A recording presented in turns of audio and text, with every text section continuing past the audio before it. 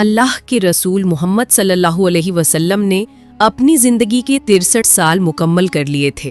رسالت کا بوجھ اٹھائے ہوئے 23 سال بیت چکے تھے۔ اب وقت تھا کہ اللہ کا حبیب اپنے رب سے جا ملے۔ نبی محمد صلی اللہ علیہ وسلم پر بیماری کی شروعات ہوئی۔ حدیث میں ہے آپ پر سخت بخار ہوا، اتنا کہ عائشہ رضی اللہ عنہا کہتی ہیں میں نبی محمد صلی اللہ علیہ وسلم کی بدن کو چھوتی تھی تو آپ کا بدن اتنا گرم لگتا جیسے کسی نے آگ کے ٹکڑے کو چھوا ہو، اور اس تکلیف میں بھی نبی محمد صلی اللہ علیہ وسلم کے لبوں پر صبر کے لفظ تھے۔ آپ فرما رہے تھے لا الہ الا اللہ انا للموتی لسقرات، اللہ کے سوا کوئی معبود نہیں، موت کے بھی کچھ سخت لمحے ہوتے ہیں۔ سوچو، وہ شخص جسے دنیا کا سب سے عظیم مقام ملا، جو اللہ کا محبوب تھا، وہ کہہ رہا ہے کہ موت سخت ہے۔ اس بیماری میں بھی نبی محمد صلی اللہ علیہ وسلم کا سب سے زیادہ خیال کس چیز کا تھا؟ نماز کا۔ آپ بار بار پوچھتے لوگوں نے نماز پڑھ لی، اور جب سنا کہ جماعت ہو چکی ہے تو فرماتے ابو بکر کو حکم دو، وہ امام بنے۔ پھر ایک دن ایسا آیا کہ نبی محمد صلی اللہ علیہ وسلم کو مسجد میں نماز پڑھتے ہوئے لوگوں کی آواز سنائی دی۔ دل چاہتا تھا کہ انہیں دیکھیں، لیکن کمزوری اتنی تھی کہ چل نہیں سکتے تھے۔ 2 صحابہ نے کندھوں پر لیا اور نبی محمد صلی اللہ علیہ وسلم کو مسجد تک لائے۔ صحابہ کا حال بدل گیا۔ جو شخص امت کے لیے رحمت بن کر آیا تھا، آج کمزوری کی وجہ سے 2 آدمیوں کا سہارا لے کر آ رہا ہے۔ نبی محمد صلی اللہ علیہ وسلم مسجد میں آئے، صحابہ کو دیکھا اور مسکرائے۔ یہ آپ کی زندگی کی آخری مسکان تھی۔ پھر آپ نے اشارہ کیا کہ ابو بکر رضی اللہ عنہ نماز پوری کریں، اور آپ واپس گھر چلے گئے۔ یہ تھی آخری دنوں کی ابتدا، لیکن سب سے بھاری منظر ابھی باقی تھا۔ حضرت عائشہ رضی اللہ عنہا روایت کرتی ہیں اللہ کے رسول محمد صلی اللہ علیہ وسلم میری گود میں تھے جب آپ نے اپنی روح کا سفر کیا۔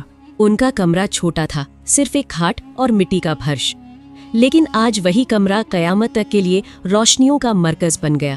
اسی کمرے میں وہ لمحے گزر رہے تھے جن کے بعد کوئی نبی نہیں آنے والا تھا۔ نبی محمد صلی اللہ علیہ وسلم پر بخار اتنا سخت تھا کہ پسینے کے قطرے موتیوں کی طرح آپ کے چہرے پر گر رہے تھے۔ عائشہ رضی اللہ عنہا ان قطروں کو پہنچ رہی تھیں اور دیکھ رہی تھیں کہ آپ صلی اللہ علیہ وسلم اپنی روح نکلنے کی تکلیف سے گزر رہے ہیں۔ نبی محمد صلی اللہ علیہ وسلم بار بار فرما رہے تھے اللہم اعنی علی سکرات الموت، یعنی یا اللہ موت کی سختی میں میری مدد فرما۔ اس وقت حضرت عبد الرحمن ابن ابی بکر اندر آئے۔ ان کے ہاتھ میں ایک مسواک تھی۔ نبی محمد صلی اللہ علیہ وسلم نے ان کی طرف دیکھا اور عائشہ رضی اللہ عنہا سمجھ گئیں کہ آپ مسواک کرنا چاہتے ہیں۔ میں نے اپنے ہونٹ سے اس مسواک کو چبا کر نرم کیا، پھر نبی صلی اللہ علیہ وسلم کو دی۔ آپ نے مسواک کی جیسے ہمیشہ کرتے تھے۔ موت کے وقت بھی نبی محمد صلی اللہ علیہ وسلم نے اپنے رب کے لیے اپنے منہ کو پاک اور صاف رکھا۔ روایت ہے کہ اس وقت جبریل علیہ السلام آئے اور انہوں نے پیغام دیا یا رسول اللہ، اللہ نے آپ کے لیے فیصلہ چھوڑ دیا ہے۔ اگر آپ دنیا کو پسند کرتے ہیں تو رہ سکتے ہیں، اور اگر اللہ سے ملاقات پسند کرتے ہیں تو چلیے۔ حضرت عائشہ رضی اللہ عنہا کہتی ہیں میں نے سنا کہ نبی محمد صلی اللہ علیہ وسلم کہہ رہے ہیں اللہم رفیق الاعلی، یعنی یا اللہ مجھے اعلیٰ رفیق کے پاس بلا لے۔ یعنی نبی محمد صلی اللہ علیہ وسلم نے اپنے رب کو چنا، اور پھر موت کا فرشتہ اسرائیل آیا اور آپ صلی اللہ علیہ وسلم نے اپنے رب سے ملاقات کا انتخاب کیا۔ آپ کے ہونٹوں سے آخری کلمات نکلے اللہم رفیق الاعلی، پھر آپ کا ہاتھ نیچے گر گیا اور روح پرواز کر گئی۔ حضرت عائشہ رضی اللہ عنہا کہتی ہیں نبی محمد صلی اللہ علیہ وسلم میری گود میں تھے جب آپ کی روح نکلی۔ آپ کے ہونٹوں پر پانی کی تشتری کی اور آپ پانی میں ہاتھ ڈال کر اپنے چہرے پر پھیرتے اور کہتے لا الہ الا اللہ انا للموت لسقرات۔ گھر میں خاموشی چھا گئی۔ باہر لوگ انتظار کر رہے تھے۔ جب خبر پہنچی کہ اللہ کے رسول محمد صلی اللہ علیہ وسلم وفات پا گئے، صحابہ ٹوٹ گئے۔ عمر رضی اللہ عنہ کہتے ہیں انہوں نے تلوار کھینچ لی اور کہا جو کہے کہ محمد صلی اللہ علیہ وسلم وفات پا گئے ہیں میں اس کا سر اٹھا دوں گا۔ محمد صلی اللہ علیہ وسلم نہیں مرے، وہ بس اپنے رب سے ملاقات کرنے گئے ہیں، وہ واپس آئیں گے۔ لیکن ابو بکر رضی اللہ عنہ گھر میں آئے۔ نبی محمد صلی اللہ علیہ وسلم کا پردہ اٹھایا، ان کے چہرے پر نور تھا۔ میری ماں باپ آپ پر قربان، آپ زندگی میں بھی پیارے تھے، موت میں بھی پیارے ہیں۔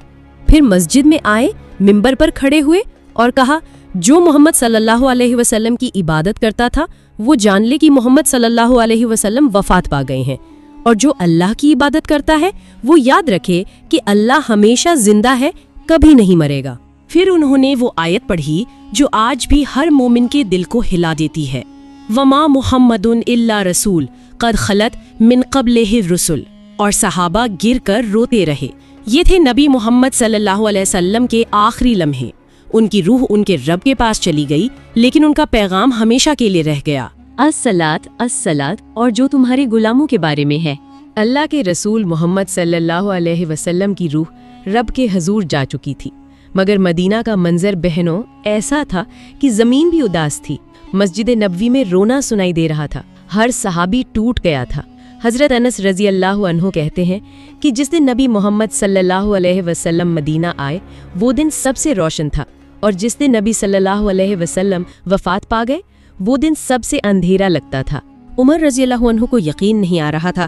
ابو بکر رضی اللہ عنہ نے انہیں تسلی دی اور قرآن کی آیت پڑھی، وما محمد الا رسول قد خلت من قبلہ الرسل۔ صحابہ گر گر کر رو رہے تھے۔ حضرت علی رضی اللہ عنہ، حضرت عثمان رضی اللہ عنہ، سب کی حالت بدل گئی تھی۔ اب بات آئی کہ نبی صلی اللہ علیہ وسلم کو کہاں دفن کیا جائے۔